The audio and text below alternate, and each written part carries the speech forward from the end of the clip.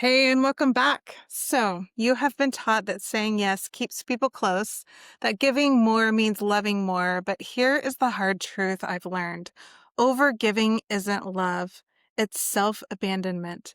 And instead of creating closeness, it actually destroys intimacy.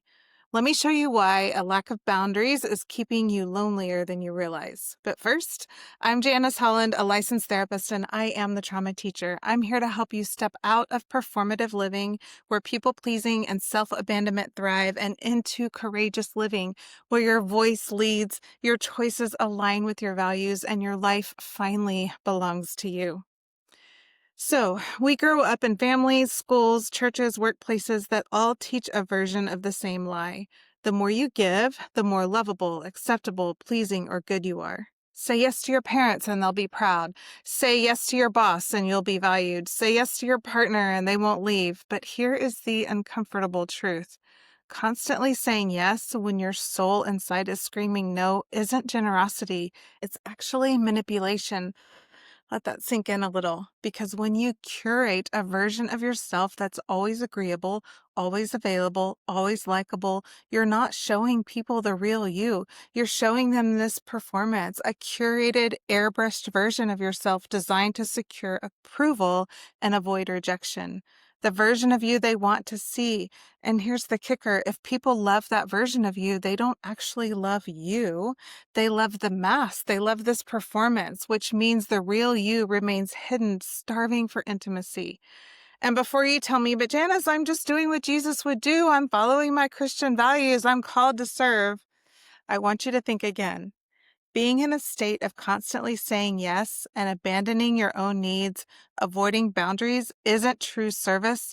It's performance. It's manipulation dressed up as virtue. I know this is hard to hear, but it is so important that we sift out the difference between true service and love and care for others and this performative curated version that has become so common in everyday life. So like I said, there is a difference between service that flows from authenticity and service that flows from fear.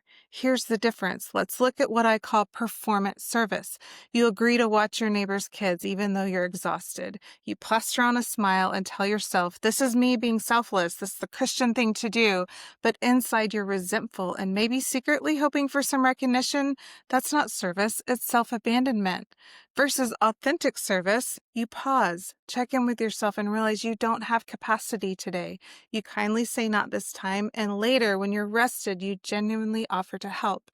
In that moment, you're present, grounded, and your yes actually means yes. That's love, that's service. You can feel it flowing from you. The difference? One comes from fear of losing approval. The other comes from alignment, overflow, and truth. One breeds resentment and dysfunction, and the other builds connection and integrity. So stop spiritualizing your self abandonment. Stop confusing manipulation for ministry. Real service honors both you and the person you're serving. Anything less is performance, and performance destroys intimacy, true connection. Overgiving breeds resentment. You're smiling on the outside, but seething on the inside. It leaves you profoundly lonely because no one actually sees the real you, just your performance. It wrecks your health. Your body carries the weight of every unsaid no. Chronic stress, autoimmune conditions, constant fatigue. Overgiving isn't generous. It's corrosive. It robs you of energy, authenticity, and the possibility of true, authentic connection. Listen, don't just take my word for it. Research shows that people with poor boundaries, those who silence themselves, ignore their needs, and constantly say yes, have higher rates of anxiety, depression, chronic illness, even heart disease. Why?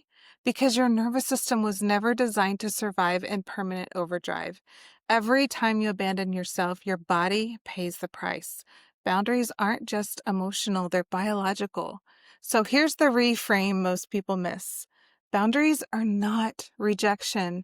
They are the gateway to intimacy, true connection. When you set a boundary, you're saying, yes, here is the real me. Here's what I can give, and here's what I can't. That's how people actually get to know who you are, get to know you. Think about it. If you're always saying yes, No one ever learns how to meet you, respect you, or love the actual you. They just learn how to consume what you give. And boundaries aren't walls, they're bridges. They create safety for you and the other person. They turn surface level relationships into authentic ones. All right, so I know this can be scary. So here is one boundary you can try to do. All I want you to do is pause before saying yes. Instead of your automatic response, say, "Let me think about that and get back to you." That one sentence creates space. It buys you time to check in with yourself, and it gently retrains your nervous system to believe that your needs matter. It might feel uncomfortable at first, like you're letting someone down, but discomfort is the price of intimacy. If you never let others feel disappointment, they never get the chance to meet the real you. And here's the part no one likes to hear. If you're still running the yes performance, you are participating in your own loneliness and your own suffering. You are co-signing your own invisibility. You are teaching people that your needs don't matter because you keep hiding them. The only way to end this is to risk being real. Allow yourself to be exposed. So my challenge is to stop the BS.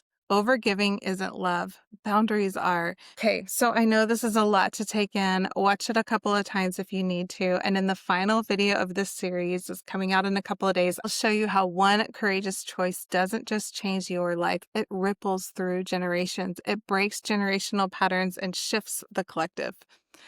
So hit subscribe, turn on notifications, and be ready because this is where everything we've learned in this series comes together. I'll see you in a couple days.